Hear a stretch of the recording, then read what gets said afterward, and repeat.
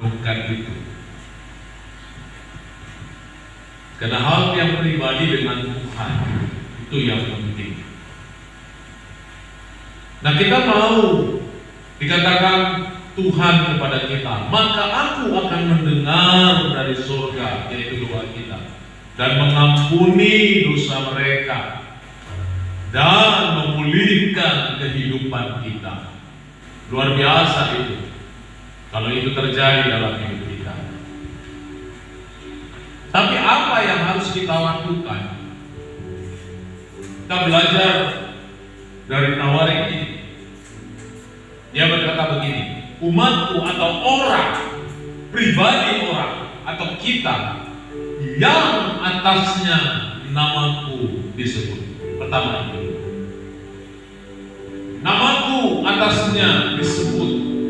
Artinya apa?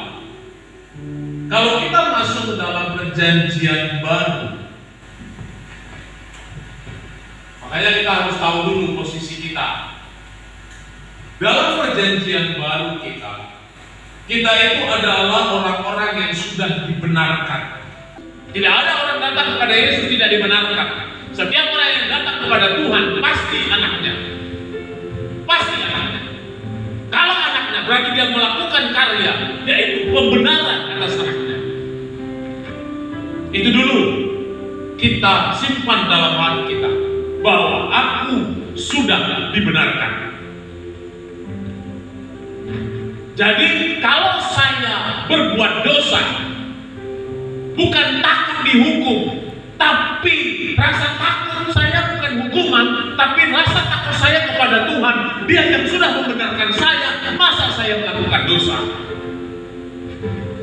Bukan karena hukuman, bukan karena supaya ini, supaya itu, tapi rasa takut kita kepada pribadi yang membenarkan kita. Itu lebih kuat untuk tidak berbuat dosa daripada karena hukuman. Kalau kena hukuman, ya sudah. Kalau dihukumnya terus sekarang ya bertobat lagi. Tapi kalau tahu ada kita sudah dibenarkan, rasa takut kita adalah rasa takut akan Tuhan.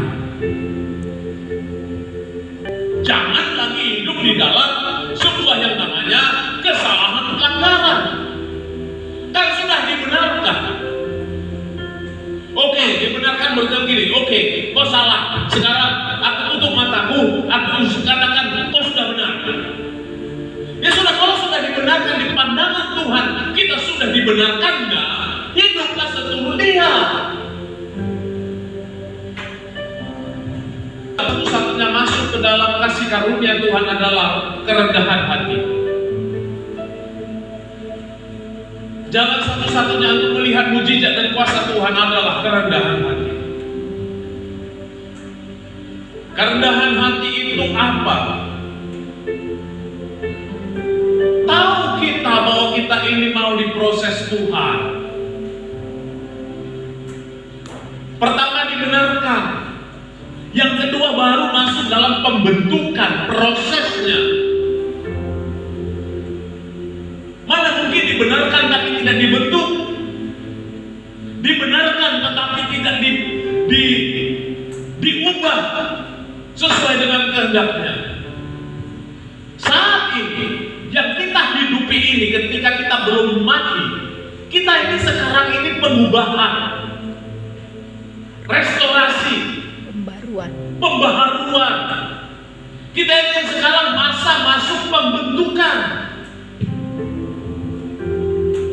Kalau Tuhan menghajar kita, membentuk kita, makanya firman Tuhan berkata, rendahkanlah hatimu dan bertobatlah.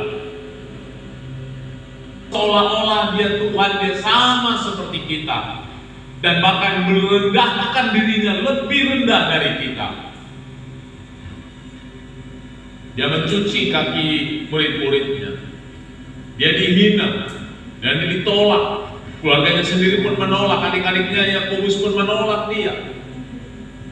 Dia tertolak di dunia ini.